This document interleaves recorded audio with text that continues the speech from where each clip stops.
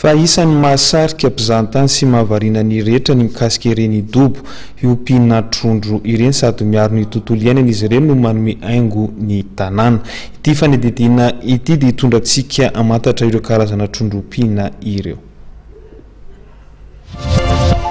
Trondro kely isan-karazany amin'ny lokony samihafa maherin'ny zato no hita ao anatin'ity dobo kely ity. Dobo izay natao indrindra isintomana mpizahantany fa indrindra entina ny ona ny karazana natiora misy. Trondro mena no tena betsaka, ilay antsoina hoe koe karpa. Mahatratra any amin'ny 2 metatra ny haben'ny trondro iray rehefa tena lehibe izy, ary mahatratra any amin'ny 10 taona ny andro iainan'ny trondro iray. Noho ny fitiavana ny trondro manokana no antony nanasiana ity dobo ity raha ny nambaran'ny tompony.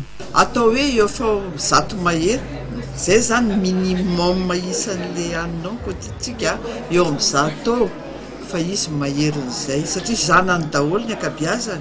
Reny efa nisy betsaka ihany teo fa nisy tsy tandrarevaka kely nataon'ny mpikarakara, tsy ampy rano nanaovany azy dia voaingana dia maty daholo ny akabiazany.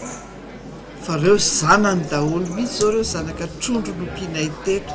Le izy aloha voalohany indrindra zay tena tia trondro, tia manjono koa moa raha fa zany hoe reto trondro tsy nijonoiny fa namana no misy mitondra manana an'le trondro reny dia hoe sady mba efa fitiavana trondro eo an-daniny any no hoan'ny tourisme, hoan'ny mpitsangatsangana makaty moa zany tsy voatery hoe touriste vahiny fa ny malagasy indrindrindrindra ny eto toerana indrindrindrindra tena tia mankafy an'io.